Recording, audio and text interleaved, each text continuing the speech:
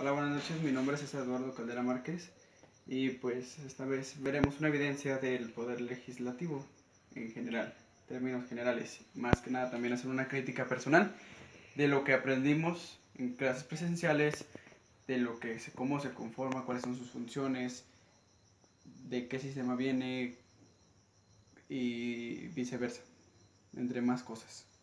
Bueno, comencemos con que el poder legislativo es el encargado de crear leyes o sí, remitirlas y todo ese proceso a continuación, bueno, más adelante les explicaré más en detalle, pero ahorita es importante señalar que este poder legislativo que viene siendo, se es copiado de los ingleses cuando tenían su parlamento y todo eso, ¿no? Entonces aquí en México se implementó de esta manera, se implementó un sistema legislativo con dos poderes, que es bueno, se refiere a dos cámaras, que es el de los diputados y el de los senadores, que se le conoce como bicameral, que su función o lo principal es que no caiga todo el poder sobre encima de una solo, o sea, que no decidan uno solo, sino que vaya, que sean dos los que participen, ¿no? Como su nombre lo dice.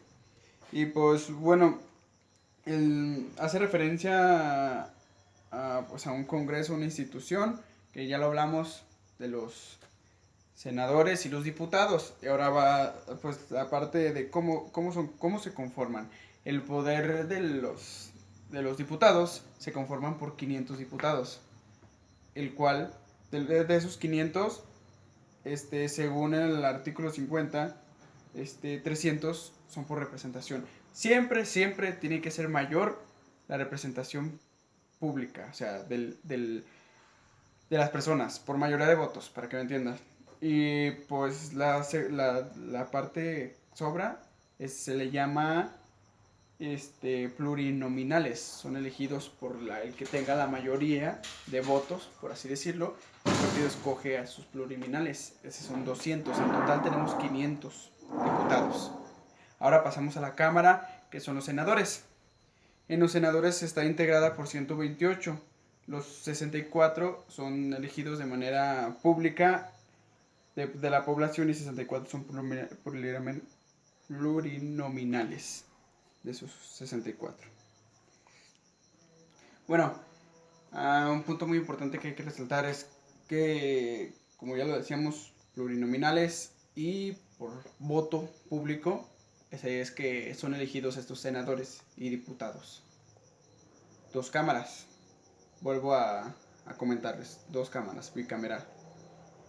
Los requisitos según el artículo 55 a muy grandes rasgos, primero que nada tienes que ser nacido o vecino de la región para poder ser. Debe ser mayor de edad, obviamente.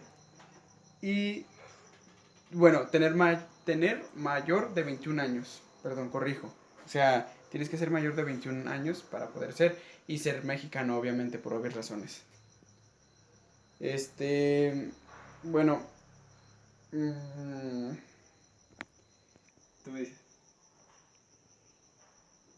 Hay una controversia que se ha dado últimamente sobre estas dos cuestiones de, de los diputados y los senadores, que hay una ley que los ampara a estas personalidades, los ampara ante cometer delitos. Te lo voy a explicar más a detalle. El fuero común, como así lo conocemos, es el que protege a la figura o a lo que desempeña esta persona. O sea, el trabajo que desempeña en el ejercicio de sus labores. Muy comúnmente nos equivocamos y pensamos, oye, es injusto que se le juzgue diferente a una persona que tiene los mismos derechos que yo, que tiene la misma forma de pensar, que tiene la misma forma de actuar. Pero el detalle entra en que el fuero común protege el, el puesto, vaya, por así decirlo, el puesto de este senador, de este diputado en ejercicio de sus funciones. Este fuero es lo que protege. Uno como mexicano se confunde mucho en esos detalles, pero hay que priorizar, vaya, porque es importante que una persona que desempeña un cargo público como de esa magnitud esté en ejercicio de sus funciones siempre. Porque, ¿qué pasaría si no habría legisladores y diputados? Pues no habría leyes, ¿verdad? Y son las que nos regimos como sociedad. Entonces, hay que tener en cuenta mucho ese detalle, ese pequeño detalle, porque ese detalle es el que hace la diferencia. Dejando claro esto, vamos a hablar cómo es la función que llevan estos diputados, estos senadores. Que a todo esto, de la creación de la ley, se le conoce como poder legislativo, que más a detalle les voy a contar en más a detalle a continuación. Pero antes de eso quiero hablar del quórum, del quórum, que este es el derecho que tienen los senadores y los diputados para aprobar una ley por mayoría de votos. Si faltan menos de la mayoría, no se puede llevar ese proceso. De hecho, ha pasado muchos casos que muchos diputados lo usan a su favor. Si no les conviene la ley, simplemente se retiran de la sala. Eso obviamente es ilegal, pero bueno, así es como pasa aquí en México, tristemente. Pero si faltan menos de la mayoría, por ejemplo, de los diputados, tiene que haber uno. Son 500 diputados. Entonces, para que haya quórum, tienen que haber 251. Porque si no hay 251, no se puede llevar un proceso. Ese es el quórum.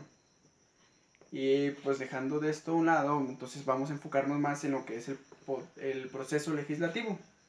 El proceso legislativo se compone de 7 pasos para crear una ley. Comenzamos primordialmente con la iniciativa de ley. Bueno, tanto el Poder Ejecutivo puede crear una ley tanto como los senadores y los diputados. Primero, el proceso de creación de la ley se propone, pasa a una cámara que se le conoce... primero se crea la ley. Después, si no rectifico, se hace la iniciativa, su proceso para presentar la ley del ciudadano mexicano. Después, la discusión. La discusión es cuando entramos a las cámaras. Se llama cámara revisora. La primera es en la cámara general, donde contiene la ley, y luego una particular. Cámara iniciativa de revisora.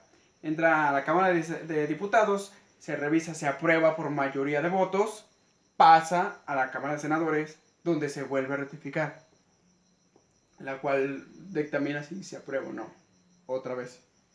Después de eso tenemos la aprobación, que una vez ya discutido el proyecto y todo, se pasa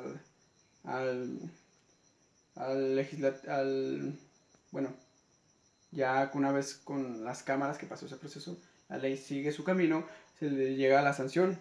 Una vez aprobada deberá presentarse al Ejecutivo.